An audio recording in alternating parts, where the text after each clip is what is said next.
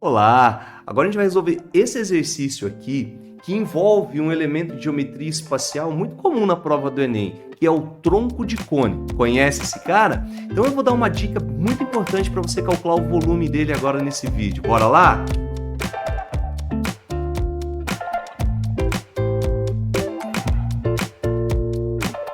Então, o exercício é esse daqui, é o 170 do caderno azul do Enem de 2021, que dita para nós o seguinte: uma pessoa comprou uma caneca para tomar sopa conforme a ilustração. Então, você já vê ali um tronco de cone, que é o formato dessa caneca, tá bom?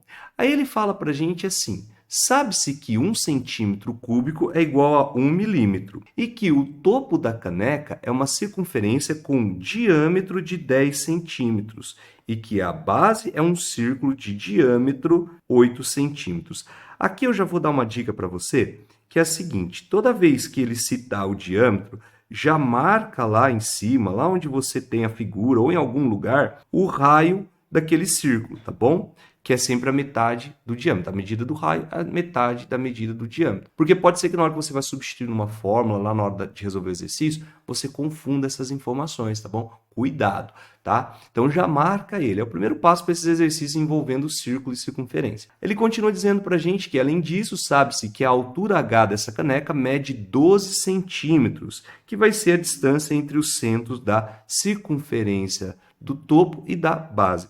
Então, a gente já sabe que essa medida aqui, ó, é a altura que mede 12 centímetros. Aí ele pede para a gente usar o 3 como aproximação para π e pede qual é a capacidade volumétrica em mililitros dessa caneca. Bom, eu estou tranquilo porque eu nem vou precisar fazer conversão de unidade de medida. Ele passou para a gente que 1 centímetro cúbico é igual a 1 milímetro. Então, como todas as medidas estão em centímetros, quer dizer, volume em centímetro cúbico, eu já converto para milímetro. Então, foi um presentinho que o Enem mandou para a gente aqui. Tá, primeiro, vale só ressaltar uma informação antes de resolver. O que vem a ser o tronco de cone, assim como também tronco de pirâmide? É quando você tira a pontinha dele. É como se eu tivesse feito um corte no cone e tirado a pontinha e sobrou o nosso tronco de cone, tá bom?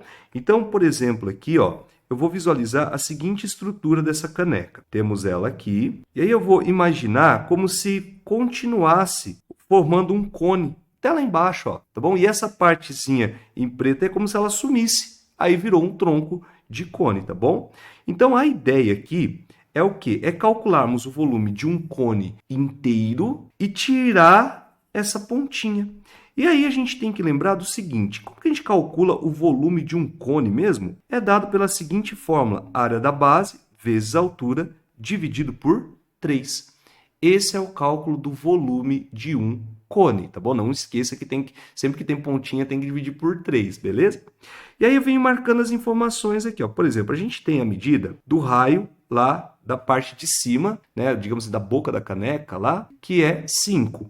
Nós temos também a medida aqui da base da caneca, que também vai formar um círculo, onde o raio aqui mede 4. Ok, tá lá marcadinho. Temos a informação de 12 aqui, e aí nós temos um detalhe que até o final a gente não tem essa medida, né? Por exemplo, até aqui, ó, até na pontinha, digamos assim, essa medida é desconhecida, é um x, o que nos daria, veja bem, a altura total do cone, tá vendo? Que eu vou até chamar aqui de Hzão, que seria a altura total, beleza? Então, eu já percebi o seguinte: se eu quiser calcular o volume total desse cone, eu vou precisar dessa altura. Na real, eu vou precisar do x para somar 12, na verdade.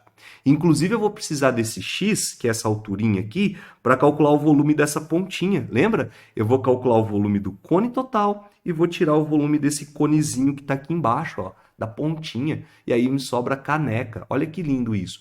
E como que eu faço para achar o H? Agora que é a dica que é sensacional. O que você vai fazer na hora da prova, na hora que você encontrar essa situação? Você vai montar um esquema de semelhança entre triângulos. Eu estou enxergando esse triângulo aqui retângulo e esse outro triângulo aqui retângulo. Pode ser que o meu desenho esteja um pouquinho torto ali, mas não tem problema, tá? Tudo certinho. Então é só uma representação aqui. Aí eu vou fazer uma comparação entre os lados. Você pode fazer assim, ó. Pega a medida dos raios do maior para o menor, para você acostumar sempre numa sequência. E você vai fazer assim, ó, o 5 está para o 4. Assim como, aí você vai pegar a medida do lado, que vai formar a altura do cone para nós. A medida do maior é 12 mais x. Está para a medida do menor. De novo, o maior está para o menor. O maior está para o menor. Montou esse esqueminha? Você já pode multiplicar cruzado aqui, onde você vai ter, então, 5x igual a 48 mais 4x, já aplicando a distributiva. Vou passar esse 4x para o outro lado negativo, então vai ficar 5x menos 4x, dá x igual a 48 centímetros. Então, nós acabamos de encontrar a alturinha ali daquele cone da pontinha, pequenininho. Consequentemente, encontramos também o agazão, né, que vai ser 12 mais 48, que vai nos dar 60 centímetros. Essa é a chave do negócio. Conseguiu fazer isso, agora você tem todas as informações. Olha como que a gente vai continuar com o exercício, então.